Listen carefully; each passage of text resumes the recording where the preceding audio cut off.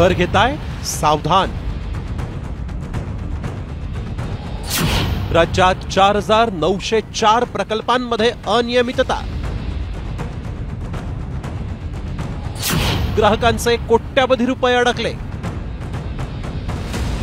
मध्यमवर्गीयांच्या स्वप्नातील घर आता अनेकांसाठी EMI आणि मानसिक तणावामुळे एक दुःस्वप्न ठरावं अशी परिस्थिती आहे। पुण्यातील अनेक रिअल इस्टेट प्रकल्पांना महारेरानं स्थगिती दिली आहे। विकासकांचा हलगर्जीपणा आणि पारदर्शकतेचा अभाव यामुळे खरेदीदारांना मालमत्ता हस्तांतरण किंवा परतावा मिळत नाही। त्यामुळे खरेदीदारांचे कोट्यावधी रुपये या गृहप्रकल्पात अडकले। जिल्हा न्याय स्थगित प्रकल्पांची स्थिती काय आहे पाहूया।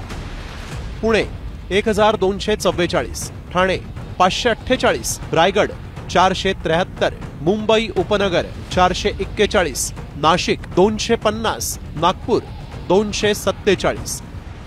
आर्थिक नियोजनाचा अभाव आणि कायदेशीर बाबींकडे दुर्लक्ष यामुळे अनेक खरेदीदारांना नाहक त्रास सहन करावा लागतोय।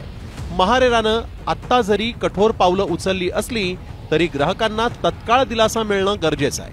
तसंच गुंतवलेली रक्कम परत मिळण्यासाठी आणि प्रकल्प पूर्ण करण्यासाठी ठोस उपाययोजना करायलाच हव्यात, अन्यथा स्वप्नातील घर हे स्वप्नच राहील।